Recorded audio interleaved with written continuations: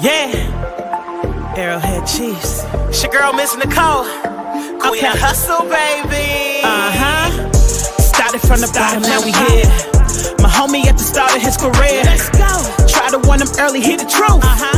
Tune in every Sunday for the juice. Arrowhead Chief Podcast, bringing all the news. If you missed the play, come back for reviews. Cris Style. Out here repping for the crew. Post game highlights, go subscribe on YouTube. If you missed the play, come back for reviews. Post game highlights, go subscribe on YouTube.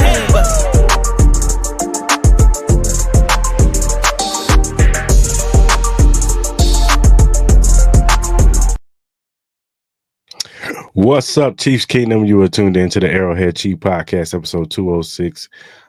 It ain't over till the clock strikes zero is the theme of this episode. Hope everybody's having a good day, whether you're at work, at home, whatever you're doing. I hope you're having a good day, ChiefsKingdom. I'm rolling solo dolo today, so bear with me, but we're going to get through this, man. We're going to break down this game against the Denver Broncos. I'm going to talk about a few other things, and we're going to get through this episode, man. So appreciate y'all tuning in with me today, man. Without you guys, this show can't be possible. So who are all the people who support me, support us, me, Clarence, Ty, Mark, Rube, Ash, all of us, man. We appreciate you, man. So, hey, man, let's get into it right now. The Chiefs beat the Denver Broncos 16-14. It was one of those AFC West tough, hard, drag out games like I thought it was going to be, especially coming off of a short week, playing on Monday night, going into overtime against the Buccaneers. You had to figure that the Chiefs was going to be a little tired, a little limping in here, you know what I'm saying? Mahomes, he had a little ankle injury. It doesn't look like it's bothering him too much. He had a little snag in this game too, but not to the level of it was on Monday night. But like I said, man, it was a tough, ugly, gritty game. Denver was getting after the first two drives when we stopped them, and we couldn't get nothing really going on offense. Denver started getting things rolling on offense, man. Bo Nix, man, he was getting some deep shots down the field. Cortland Sutherland was getting stuff. Marvin Mims was getting things on the end arounds. Even their running game, Estamine, I think his name is, he was getting some runs off on us. I think what did he average? But yeah, the running game was getting things off. And then on their defensive side, their defensive line was really giving our offensive line probably problems, especially on the tackle end. The tackles was really struggling against this defensive line, and this is a very good defensive line. I think they're like number 2 in sacks, this number 2 or 3 in sacks or pressures this year, but they did really, really good against our tackles this week. Yeah, it was a dog fight, man. Estamine, he had let me see. Estamine, well, he only averaged 3.8 yards a carry, but it seemed like it was a lot more. Marvin Mims, like I said, he had a few end arounds that, it hit us a little bit. But Cortland Sutherland, he got Trent McDuffie a few times on some big plays. I know one big play down the field. I think Trent McDuffie, if he gets his hands on him and kind of reroutes him a little bit, I think that play doesn't happen. And then on the last drive, Cortland Sutherland once again on like a kind of a cross route to the other side of the field. He caught Trent McDuffie slipping a little bit. He was wide open, and he caught the pass to get them in field goal range to possibly win the game. But in the second half, and I know a lot of people have been complaining about the defense, but in the second half, I could see that Spags was sending a lot more blitzes towards Bo Nix, and it was affecting him because they didn't get nothing in the second half. They get no points. They didn't get nothing in the second half. And it wasn't until that last drive when they needed it, they weren't getting nothing on offense. The defensive line and Spags bringing pressure was really affecting them, and they couldn't get nothing going. Mahomes was a little off in this game. He missed Xavier Worthy going down the field on a deep strike. He was wide. He was open, got open, and Mahomes, his deep ball accuracy has not been on point since last year.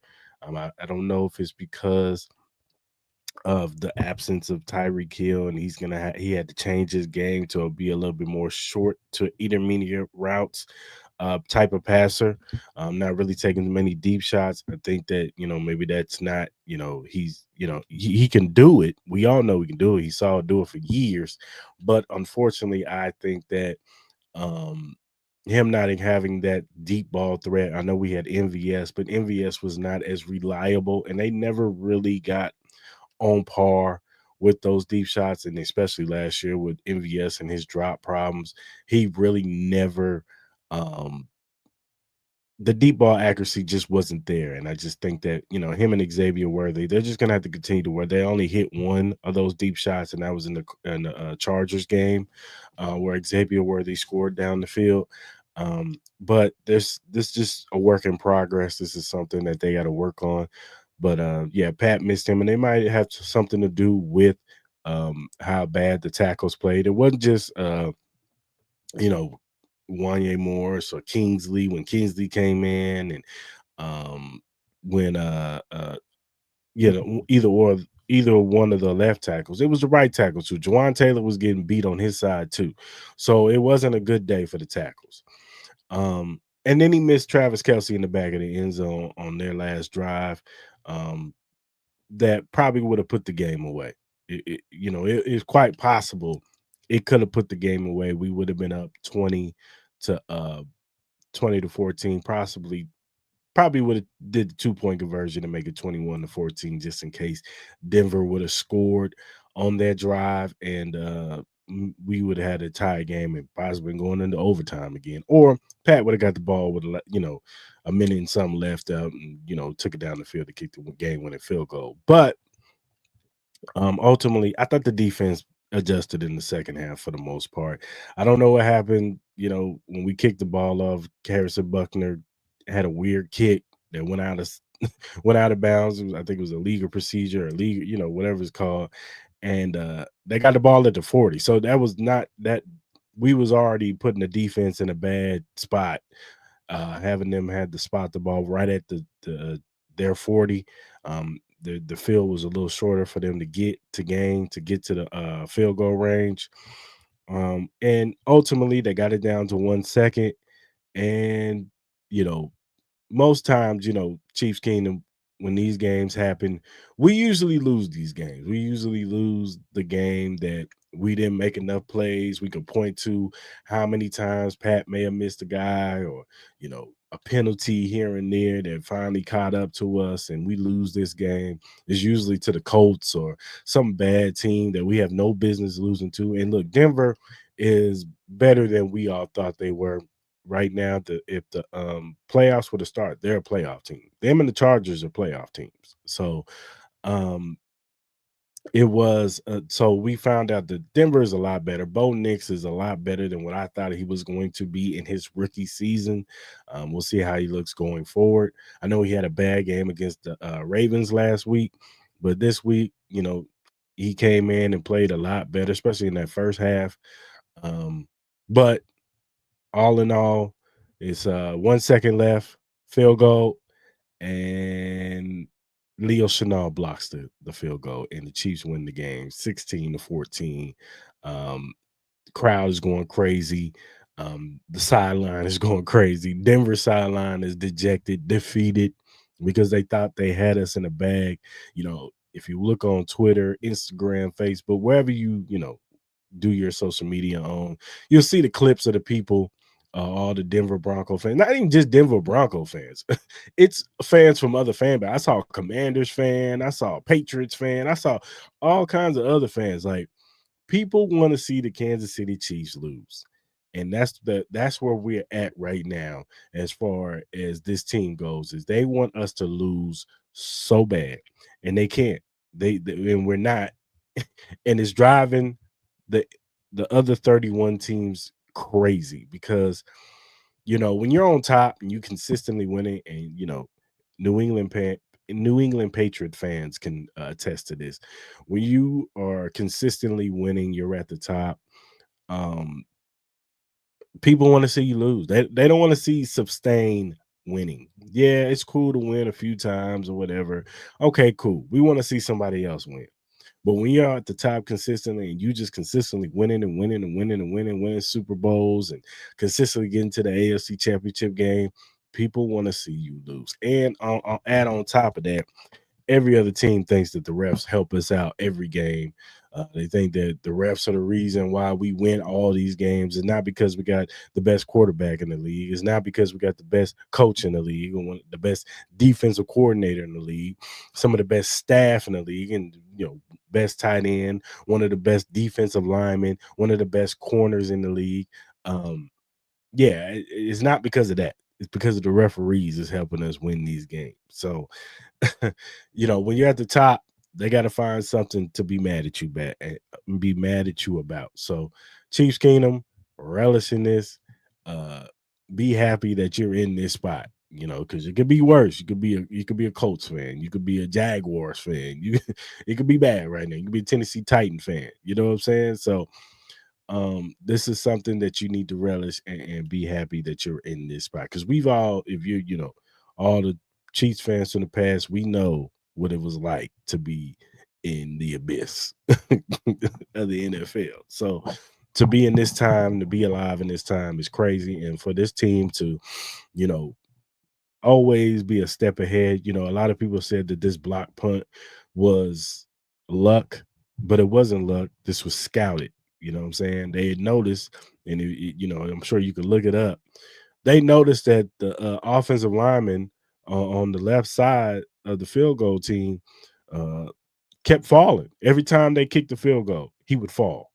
It wasn't just this game; it was other games. He would fall, and it was good scouting from Dave Tope and his staff, all his assistants or whatever, and they noticed that kid kept falling, so they heavily put everybody on that side of the football. It's Leo Chenal, George Karlaftis, Mike Dana was all on that side, and they bum rushed and ransacked that side of the football, which ultimately led to them blocking that field goal. So shout out to Dave Tope, man. Shout out to him for scouting something like that, and showing that he's been doing his homework.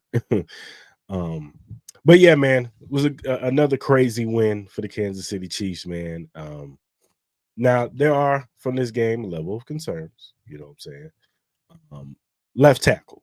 Now Wanye Morris, he's been playing pretty good. He's been fine. You know what I'm saying? He's been fine enough to where Pat started getting comfortable in that pocket. He started, sticking in the pocket, not leaving the pocket early for the last few games. Yesterday, it wasn't like that so much.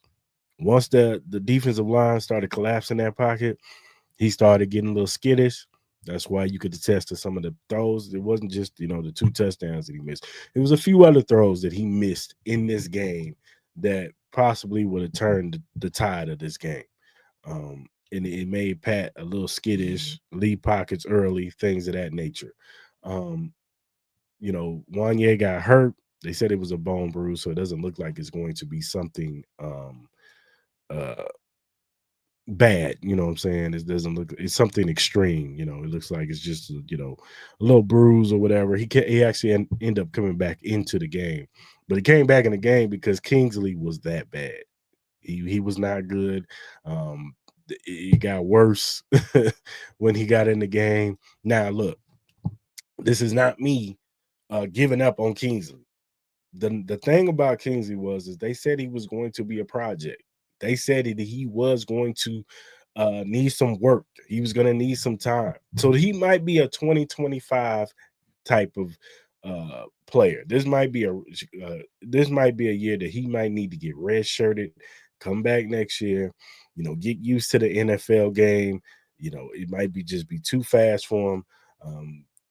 Things are moving fast for him. He's going against top level defensive ends, and he might not be used to this type of play coming from BYU. You know what I'm saying? Look, I know that I want players who picked in the first and the second round. We'll get into Xavier Worthy in a minute, but I know we want players that want to be instant and get in there right away. We want them to click and be on time and block and be a top level left tackle and be a top level wide receiver and be all this thing. That's not how the NFL works. Unless you are a top 10 prospect pick outside of the top 10, it's a little bit of a crapshoot. It's a little bit of a flip of the coin. And then sometimes these guys just need to be developed. They have all the tools. They may have all the tools that you need to be a very good player in this league, but sometimes you need to be developed. And I think that's what it is with Kingsley. He just needs the time. I'm gonna be patient with Kingsley. You know, we could look back at this, and Kingsley could be an all-pro going forward, starting next year. You know what I'm saying? He could be an all-pro, a Pro Bowl type tackle. And we're looking back at this and be like, man, I'm glad we didn't give up on the kid. You saw last year with Rashee Rice. Rashee Rice needed time to become the player that he was ultimately becoming this year. You saw a little glimpse of that last year, but last year they had to scheme things up for him last year. But this year, he comes in this year a lot better in his route running, a lot better over understanding where Patrick wants him to be as a wide receiver. It took time, and it's going to take some players time. Look at Felix. A lot of y'all was ready to give up on Felix. Felix looks a lot better, huh? He's out there making plays, huh? Made plays on Sunday. Been making plays all this year. Y'all wanted to give up on Felix. I'm not saying all of y'all, but some of y'all. I see y'all on Twitter. Y'all be ChiefsKingdom. Y'all be ready to cut bait with a player. And I get it. I know why. You know, you see somebody like Sky Moore, who everybody, and it wasn't just Chiefs fans who are highly high on Sky Moore. It was draft scout aficionados, the Daniel Jeremiahs, the Bookie Brooks, Mel Kiper, Todd McShay, anybody you think of that does the draft. They thought Sky Moore was going to be something. They didn't say he was going to be like a top level, but they said he was going to be a really good player. And it didn't end up happening for whatever reason. Well, maybe it got into his head, maybe whatever. But it just did not happen. And it hadn't worked out with Sky Moore. And I think people see Sky Moore, and we can get into Xavier Worthy. And I think that's why they look at Xavier Worthy a little differently, because he's a first round pick that we picked a wide receiver in the first round. I don't think we picked a wide receiver in the first round since Dwayne Bowe. So yeah, it's I know a lot of y'all want Xavier Worthy to be I don't know, Justin Jefferson, I guess, but that's just not how it works. He's not that type of player. You know what I'm saying? It's just gonna take some time for Xavier Worthy to get it. You see the talent. It's just him and Pat got to get on the same level. They got to get on the same page. And he's not a Rashee Rice type wide receiver. He's not a DeAndre Hopkins type wide receiver. He is he's a speed guy. But he's getting open. It's not like he's not getting open. He's getting open. Pat's just not hitting him. It's not all just Xavier Worthy. It's Patrick too. Patrick is missing him on some of these plays. And that's just something that he's going to have to understand Xavier Worthy's speed. He's not understanding his speed. He understood Tyreek Hill's speed. You know, Patrick and Tyreek Hill was just a match made in heaven, because there was no football that he could overthrow Tyreek Hill for the most part. He could launch it down there, and Tyreek Hill was going to go get it. I just think that Xavier Worthy, he's fast. He's one of the fastest in the NFL, if not the fastest. But the one thing, you know, the way he runs is different from Tyreek. He has a little bit more of a smooth glide to him, whereas in Tyreek Hill is just speed. You know, his legs just go. You can see the speed. Xavier is a little bit more smoother, so it doesn't even look like he's running fast, but he's running fast. So y'all need to just be a little bit more patient with Xavier Worthy. Be patient with Kingsley. It's going to be okay. I understand we're going for a three-peat. You want the three-peat. You know, you don't want no holes. You don't want no weaknesses on this team to prevent that happening. I understand that. I get it. but you guys got to be a little bit more patient with the talent on this team. We got the coaching staff that's going to coach them up. And like I said, we just got to be patient, especially with Xavier Worthy, because he's going to be instrumental this year. He's going to be on the field. Whereas in Kingsley, unless something happens to Wanya, God forbid, Kingsley won't be on the field no more. He will not. After what happened on Sunday, he will not be on the field no more. He's going to be he's going to be on the bench learning in practice, getting mental reps. That's what he's going to do. And hopefully, what I hope for the kid is that he takes this as motivation for next year to be better, to get better in the off season, and to just learn how to his technique better. You know what I'm saying? Learn how to punch better. Learn, you know what I'm saying? Don't be so flat-footed when guys are coming around you. So let's talk about the defense, man. I know a lot of people, the defense has not looked as dominant as it was the first, I guess, 3-4 weeks.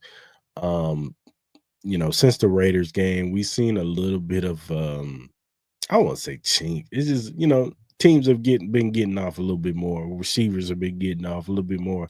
I know we had the injury to Jalen Watson, so we know that number 2 corner has been, a little rotation. Najee Johnson was stepping in. He ended up getting a concussion. He was out. Joshua Williams had to step in. He hasn't been too favorable. He's been up and down.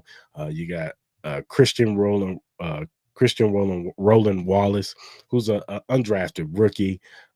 He stepped in, one game nicely, but then, as you get more playing time, you get a little bit more exposed. They come after you a little bit more. He kind of had up and downs too. Najee Johnson did come back in this game, and he played pretty good. He played pretty well. This was not Trent McDuffie's best game. It might have been his worst game. And the knock on Trent McDuffie was that taller receivers do give him problems because he is a small frame. He's not like a Sauce Gardner or Patrick Surtain. Those guys are 6'1", 6'2" type guys, big body frame guys who can cover. You know what I'm saying? And Trent can cover. I'm not saying that he can't. It's just that when he gets on bigger receivers, they can box him out a little bit more.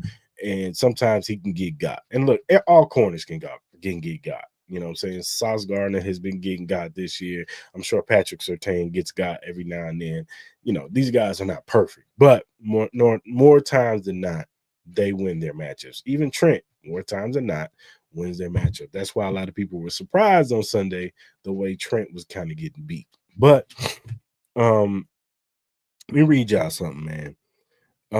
The past 3 games, yardage given up. The Kansas City Chiefs have given up 772 yards. Just going off the past 3 games, because that's the 3 games that the defense has kind of been letting a little bit, more yardage.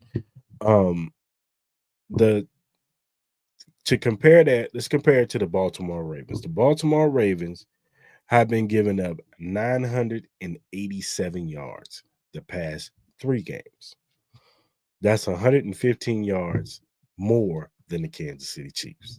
And we've seen that the Ravens defense is nowhere near, especially in the secondary, nowhere near the Kansas City Chiefs. We haven't allowed a 28-point game all season. The most we got scored on was 24. And that was Buccaneers. That's it.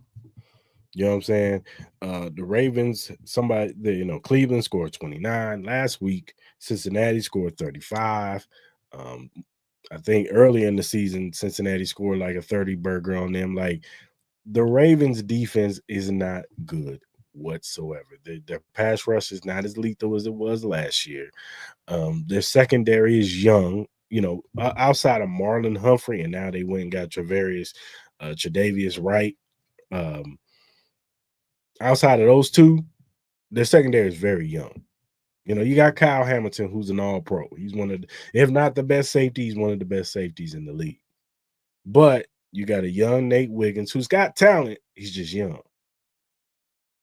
And so they give up a lot. Marcus Williams, he's okay, but he's been getting got. They just let Jamar Chase score 3 touchdowns and 268 yards receiving. That's unacceptable. You're not winning those Super Bowls if you allow that. And to bring it to the Kansas City Chiefs, we're not allowing wide receivers to get us like that. I don't think we've allowed a 100-yard receiver all season. I don't think. Guys may get like a couple yards here and there. And on Sunday, Cortland Sutherland, he got 70 yards. Most of that was from that big catch he got on Trent McDuffie in the first half. And then he had a few other catches, and then he got the big catch at the end of the game. But other than that, it wasn't like Cortland Sutherland was just carving us up. It wasn't like Marvin Mims was just carving us up. Same thing with the running game. These guys are not running the football like it looks like it, but they're not. It's in certain spots. Esteen only had 3.5 yards a carry. That's it. So, guys, calm down. The defense is still good. The defense is really good.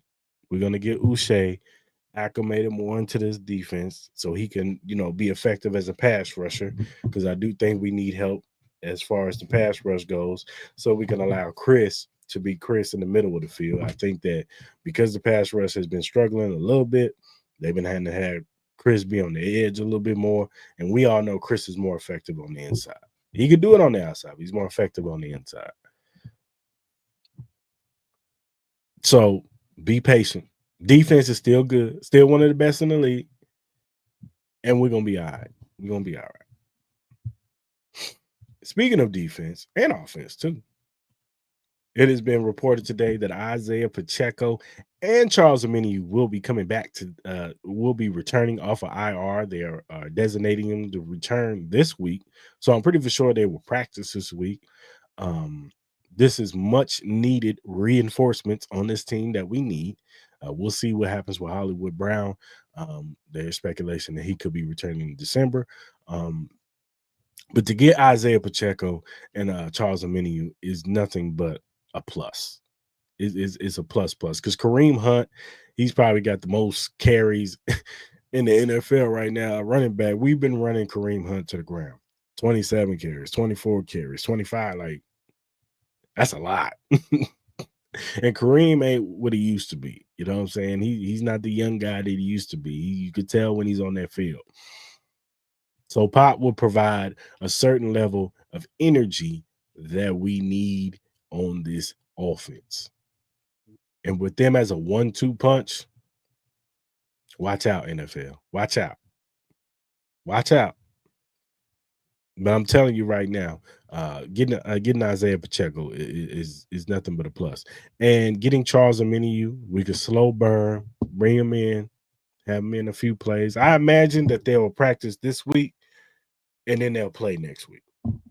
I don't think they play this week. I would be surprised if Isaiah Pacheco and Charles Omenihu play in the Buffalo game.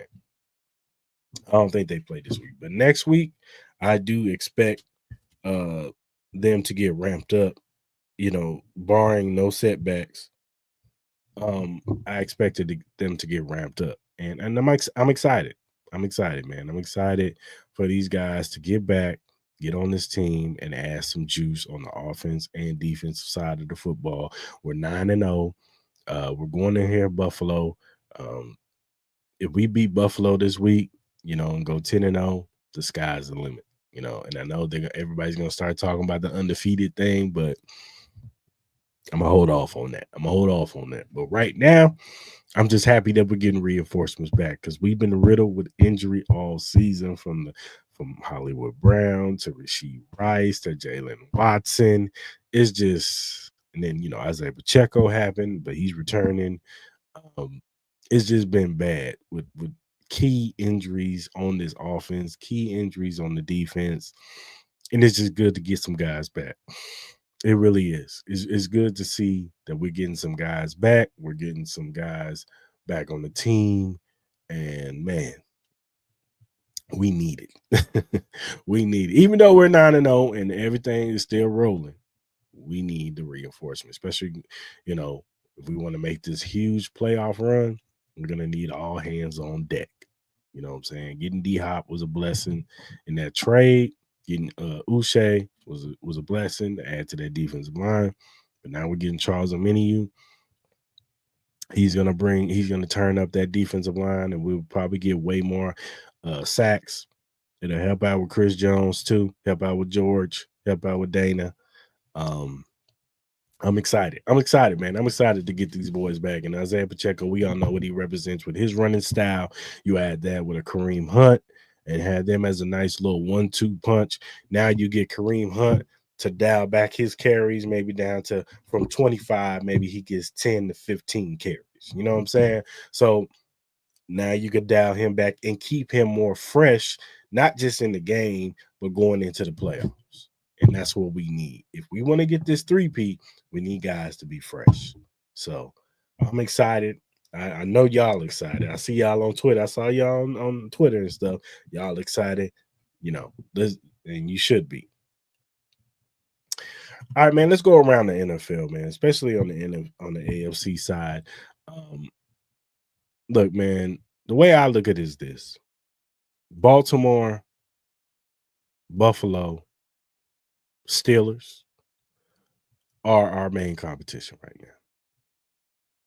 Those are the three teams that is our main competition. Texans are on the outside, slightly on the outside looking at. We'll see how they look when they get Nico Collins back, when they get Will Anderson back. I personally think they should have won the game on Sunday. That was not a good look that they kind of faltered in the second half. Kudos to Detroit. I don't know why I'm yawning. But kudos to Detroit for doing what they did. They came back and they showed some championship paralysis to be a championship team. To come back like that after Jared Goff had 5 interceptions. No, there's no reason why your quarterback throwing 5 interceptions that you win that game. But they end up coming back, and that's because C.J. Stroud was making mistakes in the second half, throwing a couple picks himself. And, once they get Nico Collins back, Will Anderson comes back, maybe they'll be a little bit better. I know that offensive line played a lot better on Sunday. So once they get that key guy back, I'm sure CJ will look a lot better. And we'll see. By the time we play the Texans this year, which we play them on the Saturday, we'll see. We'll see how they look. We'll see how they look. But right now, the top teams that we need to keep our eyes on is Buffalo, Ravens, Steelers. Those are the 3 teams. Because look, Baltimore, their offense looks the best they've looked ever. Lamar Jackson has had the best weapons as far as wide receiver, running back combo he's ever had, tight end he's ever had. So their offense can score with anybody. The problem with them is their defense gets scored on a lot. So they're not as lethal as a defensive team like they were last year. Then you go to Buffalo. Buffalo is they're kind of a weird team. Like they're good because Josh Allen is top. He's top quarterback in this league, top 2, top 3. They got decent, really good weapons. Khalil Shakur is emerging. Keon Coleman is getting better. I know he's hurt. He won't be playing in this game. He has a wrist injury, but Keon Coleman is getting better. They just got Amari Cooper. He's been out, but once he gets back in the lineup and gets acclimated, he'll be fine. Dalton Kincaid is becoming a budding young tight end, upcoming. You still got Knox, James Cook, and Ray Davis coming out of the backfield. So they got a nice offense. Their defense is solid. Their defense gets after it. They fly around. They don't have per se superstars on their defense, but they got good players. They do got good players. So something you got to watch out with Buffalo. Buffalo is always going to be a tough out. And then you have the Steelers. Now the Steelers, out of all those 3 teams, they could propose the biggest threat. Because the one thing that the Steelers have is they have a veteran quarterback in Russell Wilson who's playing his best football since he was in Seattle. George Pickens finally has a quarterback that can get him the ball. They just traded for Mike Davis. The running backs, Najee Harris and Jalen Warren, have played really good this season. And then you got that defense led by TJ Watt, Hayward. I know Smith got hurt. We'll see on that. You got Joey Porter Jr., Mika Fitzpatrick. Like, they got a squad over there. They just traded for Preston Smith to add to their pass rush. So they're definitely a team that you got to watch out for. And we'll see. I think they play the Ravens this week. And if they beat the Ravens, then you definitely got to you got to look at the Steelers as potential, not just playoff contenders, Super Bowl contenders. I know a lot of people say, whoa, Chris, Super Bowl yes, Super Bowl if Russell Wilson beats in that team and that defense beats Lamar Jackson, Derrick Henry, Zay Flowers, and all the rest of the cast, they beat them, then the Steelers will be the biggest threat to the Kansas City Chiefs in the AFC. No ifs, ands, or buts. You couldn't convince me no other way. The Steelers will be the biggest threat. I don't care who sees this and disagrees with me. If they beat the Ravens this week, they will be the biggest threat to the Kansas City Chiefs because Russell Wilson will find he's in a squad that understands his biggest strengths. They got the running game, they got wide receivers, and then they got a defense that you have to worry about because they got one of the best, if not the best, defensive player in the league in TJ Watt. So you have to be worried about that.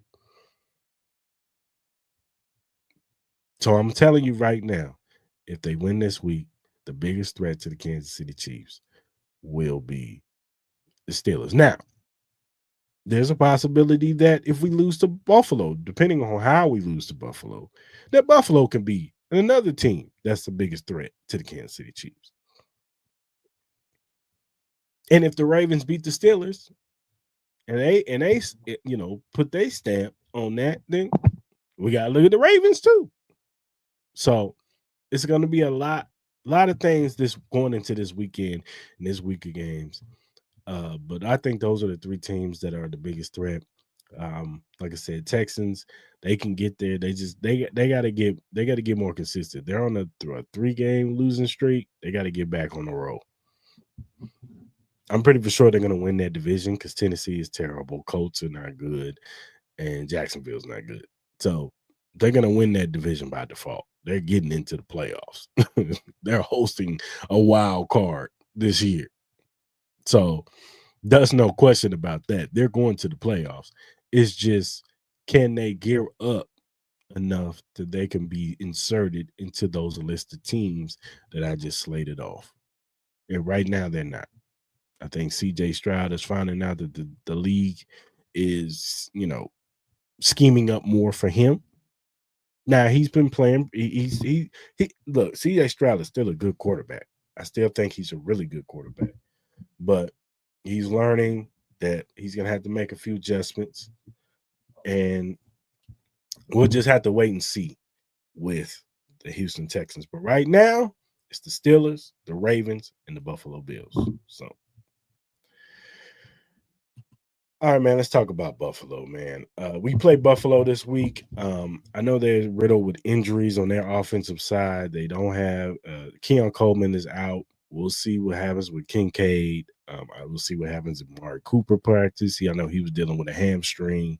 So this could be a Buffalo team that we're catching at a vulnerable time.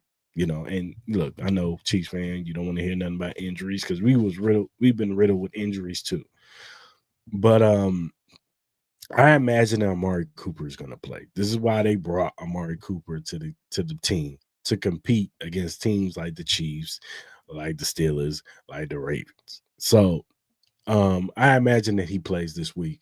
I couldn't see a scenario unless his hamstring is just really, really bad. I don't see a scenario where he doesn't play.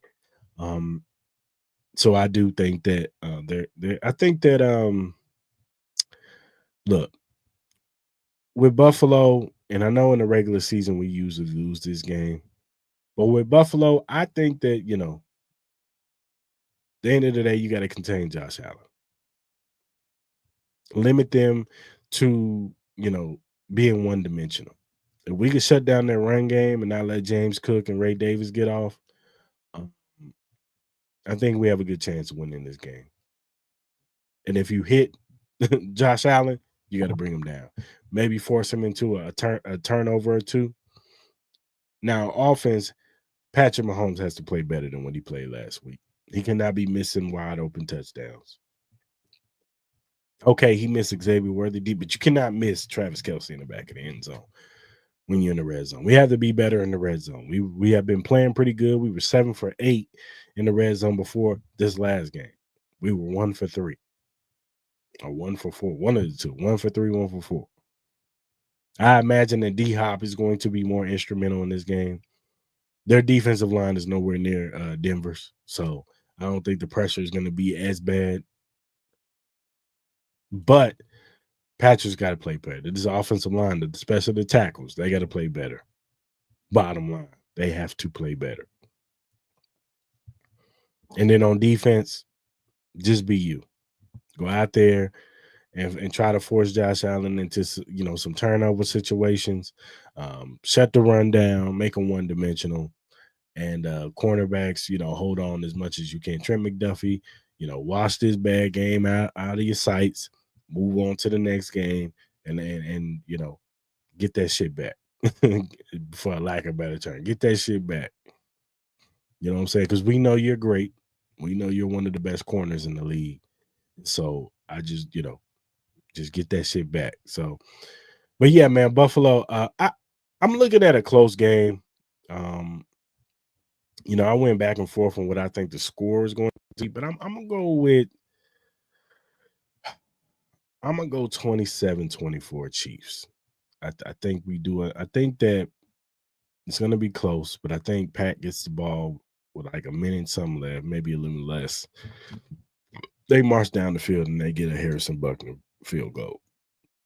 That's my thinking. So I think that the Chiefs win this game 27-24. All right, my players of the game. I'm going to go with, on offense, Travis Kelce. He has 7 catches, 65 yards, and a touchdown. He was open a lot.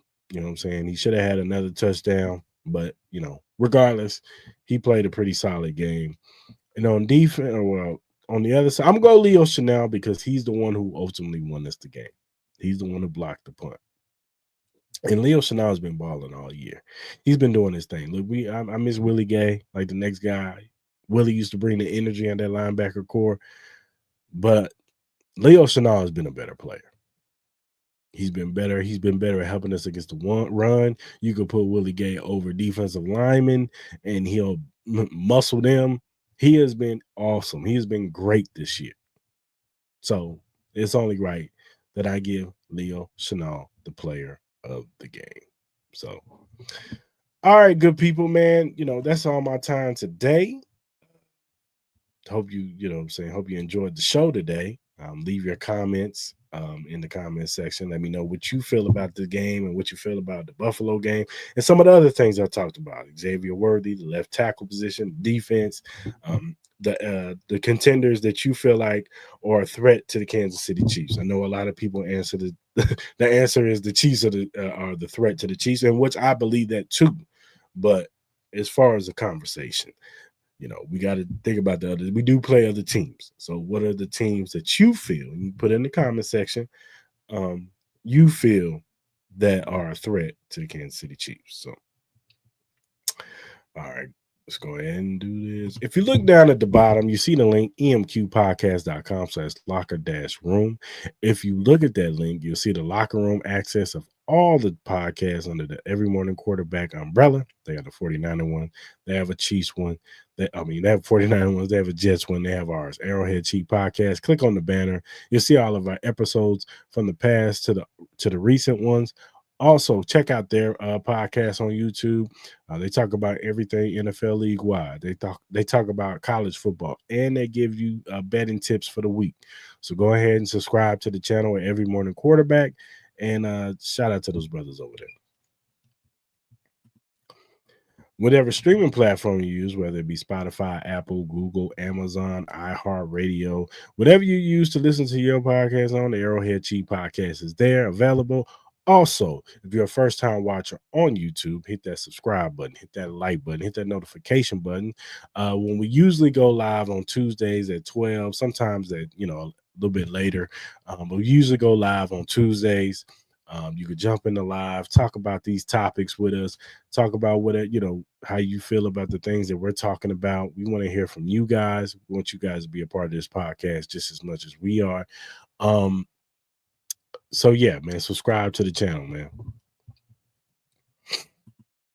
And whatever social media platform you use, whether it be X, Instagram, Facebook, TikTok, Threads, Twitch, whatever you use, follow us right here at the AH Chief Podcast. Follow us, man. We'll follow you back because our motto is we are not Hollywood. We are Hollywood, but we are Chiefs fans just like you.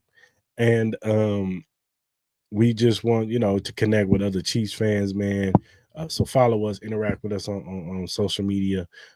Hit us up, man. And if you have feedback, if you have critique, if you have a question or a topic that's Chief related or NFL related, and we like said topic or question, we will bring it up on the show. We will shout you out on the show because we want to show love to those who show love to us. So hit us up via email, DM, or you can hit us on our mentions, man. And if we like what we see, we will hit you back and show, tell you that we're going to talk about your topic on the show. So, also, get your Chiefs Kingdom Arrowhead Chief Podcast t-shirts. Let's 3P history on the back with Patrick Mahomes, Travis Kelce, and Chris Jones on the back of the shirt. It's on all of our social media platforms. You click on the link. It's $25 plus shipping. So we'll probably raise it to about $29. But it's a good shirt. Trust me, it's a good shirt. We got black, we got red, we got white, we got gray. And we got hoodies coming soon. You know what I'm saying? I'm working that out. We're gonna have hoodies and I'll possibly have sweaters too. But mostly we're gonna have hoodies coming soon. So you could, rock your winter stuff. So be on the lookout for that. Hoodies are coming soon. So all right, good people. Until next week. Hope you guys enjoy the rest of your week. Hopefully we walking in here with a victory over the Buffalo Bills. And hopefully we're all happy, man, going 10-0. So till then,